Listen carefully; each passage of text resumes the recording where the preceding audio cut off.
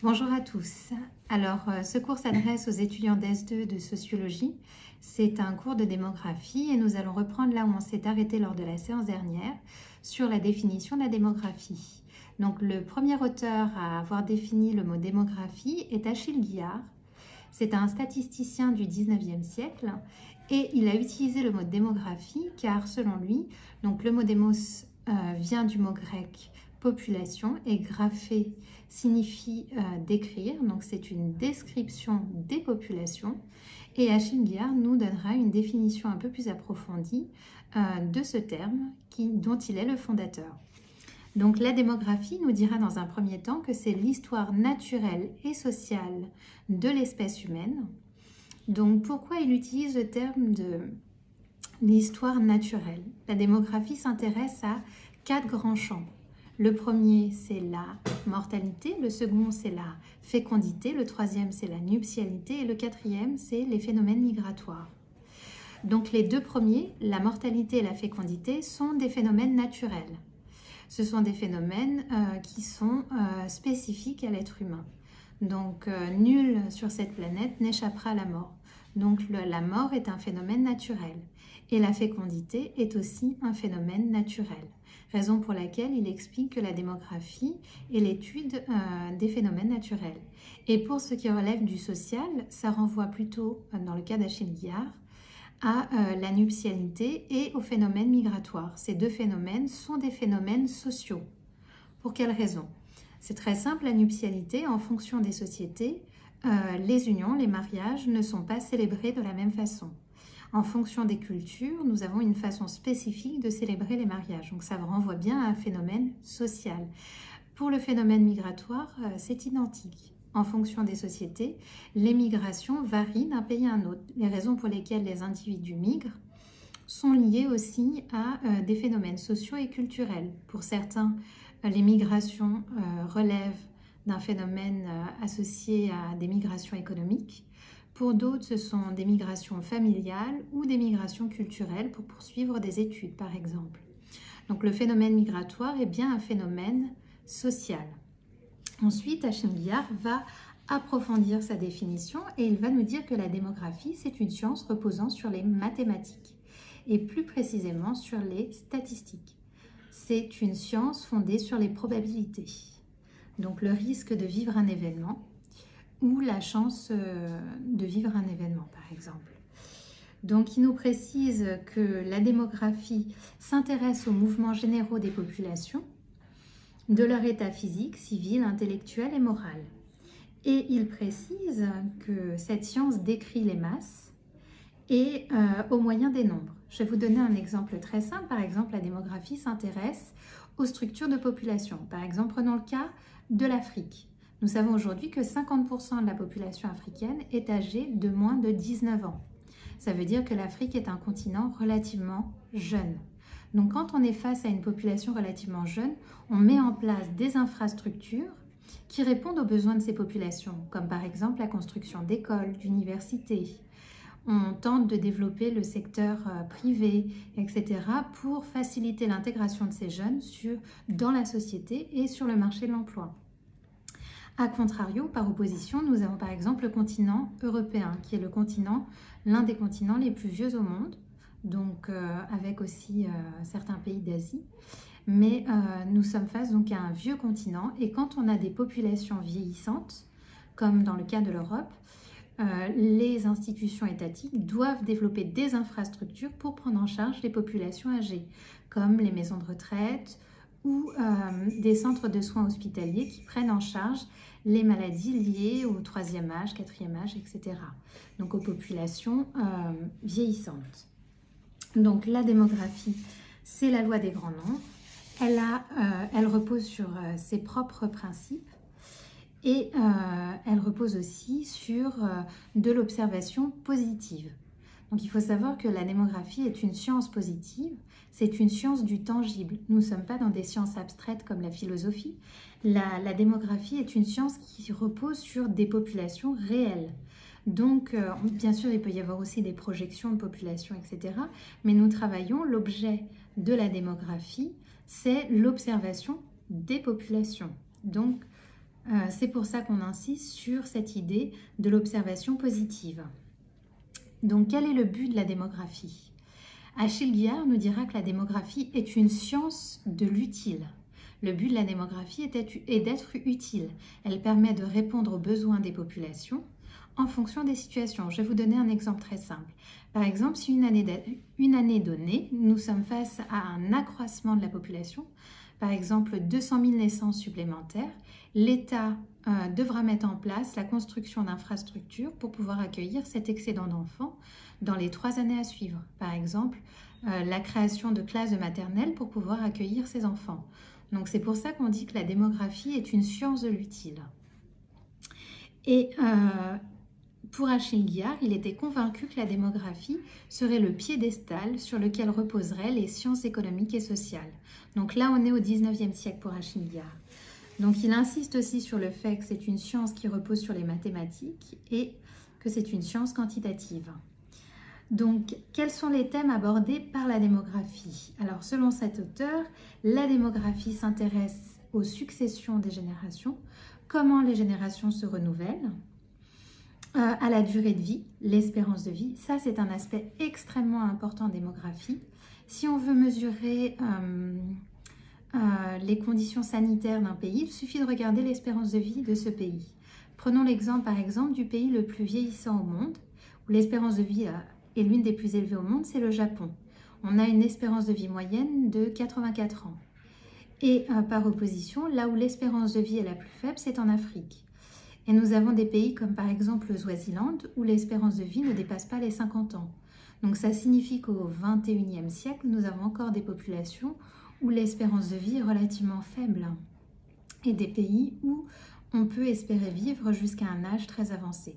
Donc ces indicateurs démographiques sont extrêmement importants pour mesurer la qualité de vie ou en tout cas les conditions sanitaires d'un pays. Alors, mais la démographie s'intéresse aussi à des rapports de l'homme à la nature et aussi les rapports de l'homme à l'homme. Donc c'est une science extrêmement vaste. Au XIXe siècle, c'était une science qui était davantage confinée dans le champ purement démographique et progressivement au XXe siècle, elle s'ouvrira à la sociologie. Donc on verra une extension des thèmes abordés par la démographie. Le genre d'études sur lequel portent les travaux démographiques, elles s'intéressent, comme je vous l'ai dit, à l'espèce humaine, les populations, à ses besoins, à ses souffrances et à son bien-être. Donc ça, c'est ce que nous dit Achille Guillard. Donc il nous dit que la démographie s'intéresse au développement numérique de l'espèce humaine. Donc vraiment, ce que je pourrais retenir de cette définition, c'est que nous souhaitons connaître en réalité comment une population augmente et comment une population diminue. Quels sont les facteurs qui vont influencer la taille d'une population? Donc ça, c'est très important. Et elle va aussi s'intéresser au sexe, à l'âge, à la structure par âge d'une population et prendre aussi en considération des facteurs un peu plus secondaires, comme par exemple le niveau scolaire d'une population ou le statut socio-professionnel, etc. On va pouvoir ajouter d'autres indicateurs, mais ceux qui sont les plus importants, c'est notamment la taille de la population, la distribution et le sexe. Et souvent, on a beaucoup de préjugés sur ces questions liées à la distribution de la population. Beaucoup pensent que dans les sociétés, en général, nous avons une prédominance des femmes au détriment des hommes. Or, dans les faits, la démographie peut démontrer qu'en fonction de l'âge, nous pouvons être amenés à avoir plus d'hommes que de femmes et inversement. Donc, nous reviendrons sur ces aspects-là par la suite dans des cas concrets quand on verra des comparaisons entre pays. Donc, un autre aspect qui me semblait important, c'est qu'entre le passage entre le 19e siècle et le 20e siècle, la démographie va s'ouvrir à d'autres champs disciplinaires, comme je vous l'ai dit précédemment, dont notamment la sociologie. Donc, il faut savoir qu'au 19e siècle, le premier cours de démographie remonte à 1875 et ce cours de démographie était enseigné dans un premier temps auprès des étudiants de médecine. Donc, pendant très longtemps, la démographie était le privilège des étudiants de médecine car on y étudiait la mortalité, la fécondité, etc., les phénomènes naturels.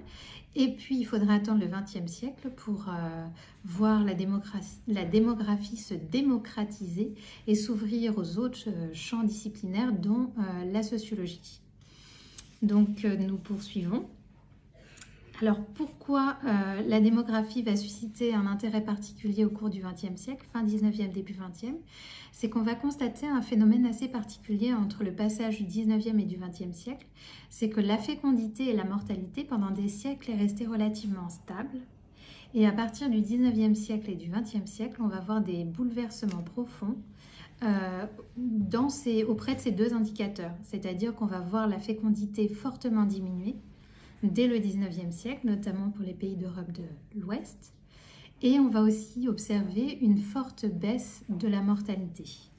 Donc c'est ces deux indicateurs qui vont pousser des démographes à faire de nombreux travaux pour essayer d'expliquer les raisons pour lesquelles ces phénomènes démographiques se sont produits dans un certain nombre de pays, dont notamment en Europe. Prenons le cas par exemple du cas français. Au cours du 19e siècle, nous avons constaté en France un effondrement de la fécondité, une baisse très importante de la fécondité, alors que dans des pays comme en Allemagne, on observait une fécondité relativement stable. Les Allemands avaient tendance à avoir beaucoup d'enfants. Donc ça, c'est un élément, et on a tenté de comprendre pourquoi en France, la fécondité avait fortement chuté, et donc les démographes ont s'intéressé à cette question. Et pourquoi c'est important de soulever cet aspect?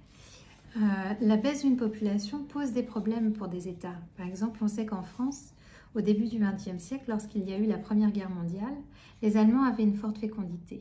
Donc ils avaient une armée relativement nombreuse. La France, depuis près d'un siècle, avait vu sa fécondité baisser et donc avait une armée qui était beaucoup plus faible que celle observée en Allemagne. Donc ce déclin démographique avait affaibli, entre guillemets, avait affaibli le gouvernement français. Et donc après la Première et la Seconde Guerre mondiale, qui va mener à des pertes humaines importantes en France, en Europe et à travers le monde, on estime que la Seconde Guerre mondiale a contribué à la mort de 50 millions de personnes, et qu'en France, on estime les pertes humaines autour de 600 000 personnes. 600 000 personnes sont décédées au cours de la Seconde Guerre mondiale. Et donc, suite à ces événements et au déclin de la fécondité observé au XIXe siècle, le gouvernement français, après la Seconde Guerre mondiale, va faire appel à un démographe qui s'appelle Alfred Sauvy pour essayer de d'inciter les populations françaises à avoir plus d'enfants, donc à augmenter la fécondité en France. Et c'est à ce moment-là qu'Alfred Sauvy va proposer de mettre en place ce qu'on appelle les allocations familiales pour inciter les familles françaises à avoir plus d'enfants. Donc on va voir que cette politique va avoir un effet positif auprès des populations et on va avoir cette période qu'on va appeler le baby boom, une hausse importante de la fécondité et du nombre d'enfants par femme. Donc ça, c'est ce qu'on appelle des politiques pro-natalistes, c'est-à-dire des politiques qui encouragent la fécondité. Et comme vous pouvez l'observer, ce sont des démographes qui ont insufflé cette idée pour contribuer au repeuplement des populations. Et puis par opposition, il y a ce qu'on appelle les politiques pro-malthusiennes. Ce sont des politiques, au contraire, elles, qui limitent la fécondité, donc les naissances. Ces politiques pro-malthusiennes sont plutôt relativement rares. On a pu l'observer par exemple en Chine. Mais pour comprendre ces politiques, il faudrait revenir à son auteur, Malthus, qui est un économiste et un prêtre anglican qui a vécu entre le XVIIIe et le XIXe siècle. Et ce prêtre anglican préconisait la limitation des naissances. Il considérait que les populations augmentaient de façon géométrique, alors que les denrées alimentaires augmentaient de façon arithmétique. Ça veut dire que les populations augmentaient bien plus vite que la nourriture, ce qui signifie qu'on n'était pas en mesure dans les pays de nourrir cet excédent de population. Et donc il fallait à tout prix limiter les naissances pour éviter les famines et les problèmes associés à cet accroissement excessif, selon lui, des populations. Et il était convaincu que les mécanismes de régulation, comme les guerres, les épidémies qui ont tendance à augmenter la mortalité et à diminuer la taille des populations, que les guerres et les épidémies n'avaient plus suffisamment d'impact sur ces populations et que c'était la raison pour laquelle il encourageait la limitation des naissances. Donc que les couples aient le moins possible d'enfants pour éviter cette démultiplication des populations. Donc Malthus, en développant cette approche et cette théorie, a donné naissance à ce qu'on appelle les politiques pro-malthusiennes qui sont en faveur de la limitation des naissances. Donc il y a effectivement le cas de la Chine. En 1979, la Chine avait mis en place la politique de l'enfant unique pour réduire drastiquement la taille de sa population.